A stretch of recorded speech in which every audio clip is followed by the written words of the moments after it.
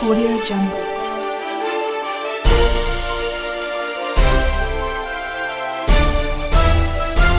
Audio Jungle. माननीय अध्यक्ष जी,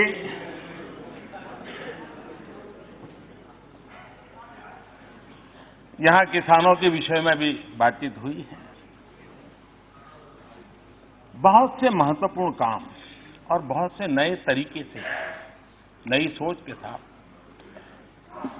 पिछले दिनों किया गया है और माननीय राष्ट्रपति जी ने अपने अभिभाषण में उसका जिक्र भी किया है। लेकिन जिस प्रकार से यहां चर्चा करने का प्रयास हुआ है, मैं नहीं जानता वो अज्ञानवश है कि जानबूझ करके है, क्योंकि कुछ चीजें ऐसी हैं अगर जानकारियां होती तो शायद हम ऐसा न करते। हम जानते हैं कि 1.5 गुना एमएसपी करने वाला विषय है कितने लंबे समय से अटका हुआ था। हमारे समय का नहीं था, पहले से था, लेकिन ये किसानों के प्रति हमारी जिम्मेवारी थी कि उस काम को भी हमने पूरा कर दिया। मैं हैरान हूं, सिंचाई योजनाएं 80-90% धन खर्च करके 20-20 साल से पड़ी हुई थी, कोई पूछने वाला नहीं था। फोटो निकलवा दी, बस काम हो गया। हमको करीब 99 ऐसी योजनाओं को हाथ लगाना पड़ा, 1 लाख करोड़ रुपए से ज्यादा खर्च करके उनको उसके लॉजिकल एंड तक ले गए और अब किसानों को उसका फायदा होना शुरू हुआ।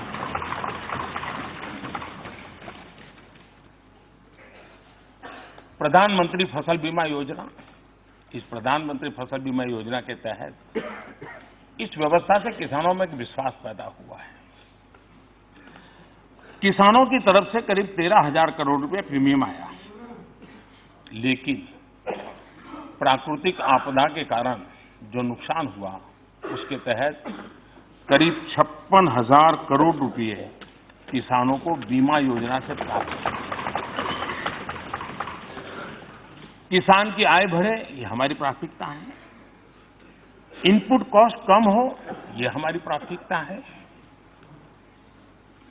और पहले एमएसपी के नाम पे क्या होता था हमारे देश में? पहले 7 लाख टन दाल और तिलहन की खरीद हुई। हमारे कार्यकाल में 100 लाख टन। 7 और 100 का फर्क तो समझ आएगा। इनाम योजना, आज डिजिटल वर्ल्ड है, हमारा किसान भी मोबाइल फोन से दुनिया के दाम देख रहा है, समझ रहा है। इनाम योजना के नाते किसान अपना बाजार में माल बेच सके, उस योजना को लिया हमने। और मुझे खुशी है कि गांव का किसान इस व्यवस्था से करीब 2.25 करोड़ किसान अब तक उससे जुड़ चुके हैं और करीब 1 लाख करोड़ रुपए का कारोबार किसानों ने अपनी पैदावार का इस इनाम योजना से किया है।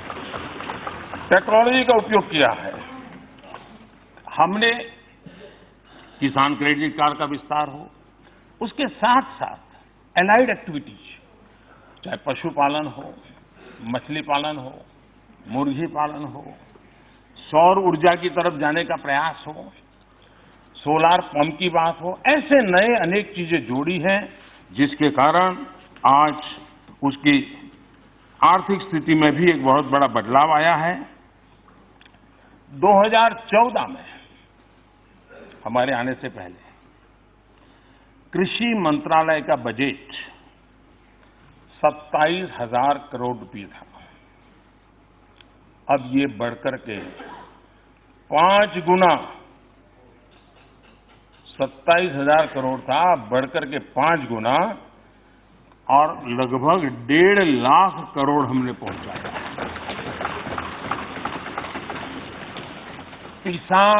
पीएम किसान सम्मान योजना किसानों के खाते में सीधे पैसे जाते हैं।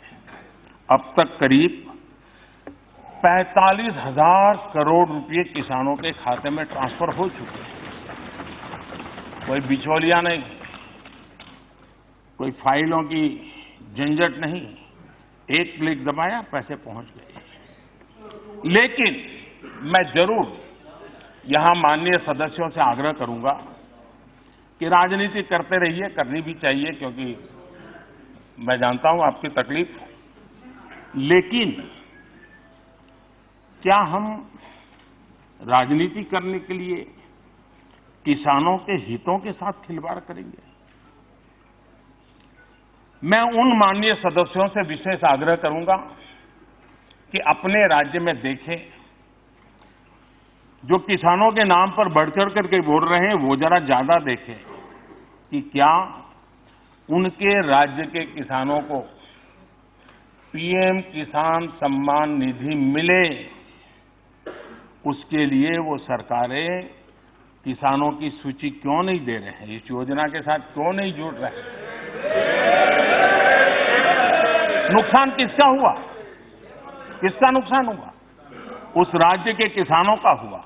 मैं चाहूंगा यहां कोई माननीय सदस्य ऐसा नहीं होगा कि जो दबी जबान में, तो खुल करके शायद न बोल पाए क्योंकि कहीं जगह पे बहुत कुछ होता है, लेकिन उनको पता होगा। उसी प्रकार से मैं माननीय सदस्यों के कहूंगा जिन्होंने किसानों के लिए बहुत कुछ कहा है,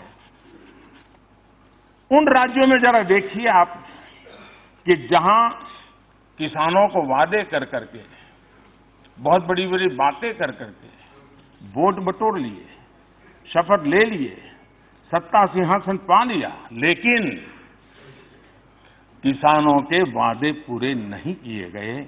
कम से कम मैं यहां बैठे हुए माननीय सदस्य, उन राज्यों के भी प्रतिनिधि होंगे, तो वो जरूर उन राज्यों को कहें कि किसानों को उनका हक देने में कोताही न बरतें।